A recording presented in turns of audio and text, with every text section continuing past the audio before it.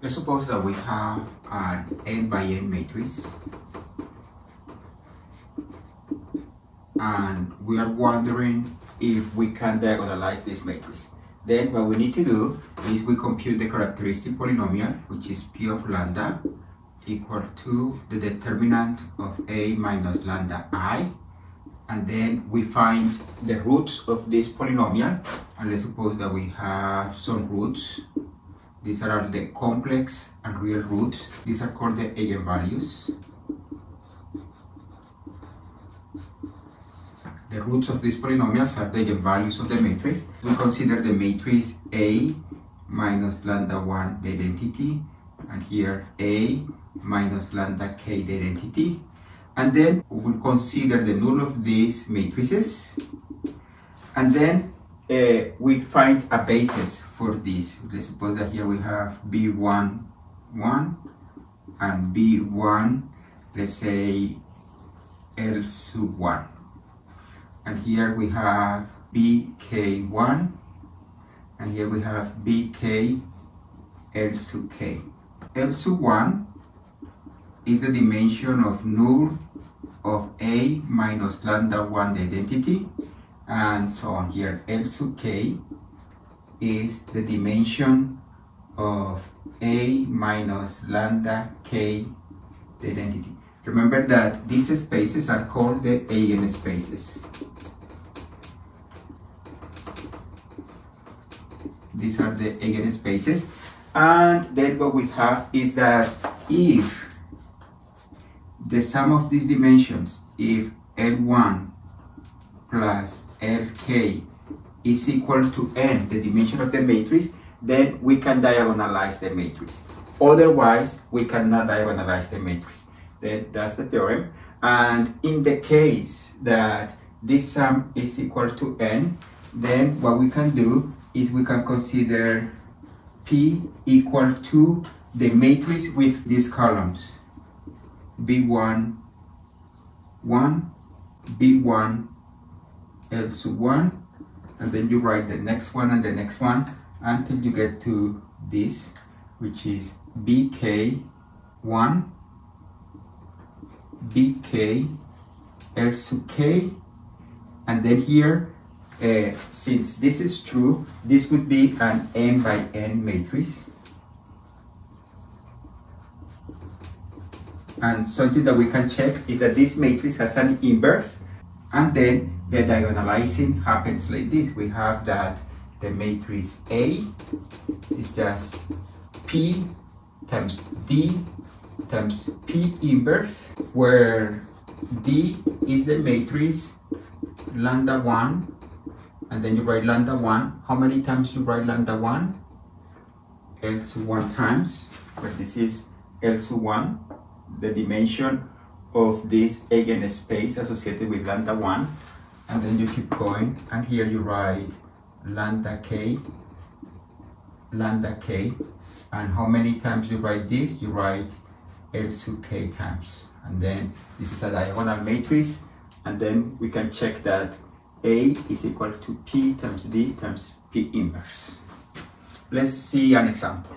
Let's consider this matrix. Then we compute the characteristic polynomial, which is just the determinant of A minus lambda times the identity, and this is the determinant of the matrix 9 minus lambda, 6, negative 4, negative 1, 3 minus lambda, 1, 4, 5, and 1 minus lambda. This determinant is equal to 9 minus lambda times the determinant of the matrix 3 minus lambda, 1, 5, 1 minus lambda, minus 6 times the determinant of this matrix, negative 1, 1, 4, 1 minus lambda, plus negative 4 times the determinant of this matrix, negative 1, 3 minus lambda, 4, and 5. Doing the math, we get that this is equal to negative lambda cube plus 13 lambda squared minus 56 lambda plus 80. And to find the eigenvalues of this matrix, we solve this equation equals 0. I'm not going to factor this polynomial here to solve this here, but the solution of this equation is lambda 1 equals 5 and lambda 2 equals 4. Only 2 roots for this equation. Then we compute the eigenspaces. Let's do lambda equals 5.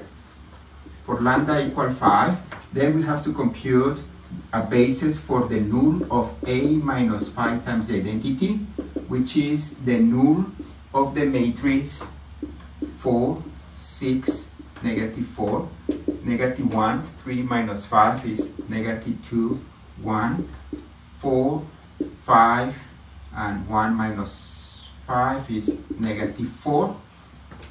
And the null of this matrix is the same as the null of the matrix that you get when you do row reduction, and that matrix is 1, 0, negative 1, 0, 1, 0, 0, 0, 0.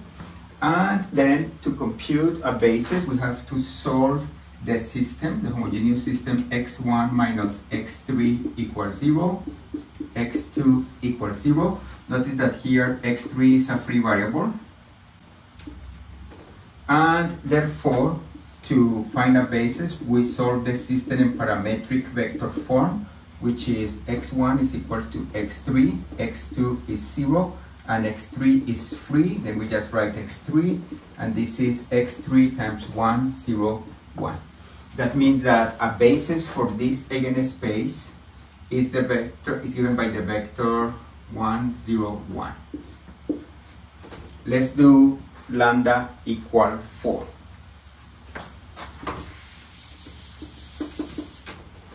And for lambda equal 4, we have to compute a basis for the null of A minus 4 times the identity. And this is just the null of the matrix 5, 6, negative 4, negative 1, 3 minus 4 is negative 1, 1, 4, 5, and 1 minus 4 is negative 3. And the null of this matrix is the same as the null of the matrix that you get when you do row reduction, and that matrix is equal to 1, 0, negative 2, 0, 1, 1, 0, 0, 0. And then to find a basis, we have to solve the following system. x1 minus 2 x3 equals 0, x2 plus x3 equals 0. Notice that here x3 is free and x1 and x2 are basic.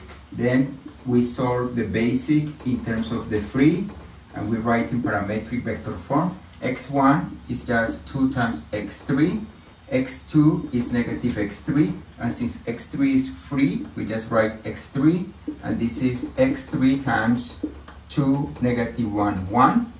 And that means that a basis for this eigenspace is 2, negative 1, 1. And therefore, we get the following. We get that L1 is just 1. There is only one vector here. The dimension of this eigenspace is 1. And L2 is equal 1. The dimension of this eigenspace is also 1. And we know that 1 plus 1 is 2. But this is different from the dimension of this matrix, which is a 3 by 3. And that means that this matrix cannot be diagonalized.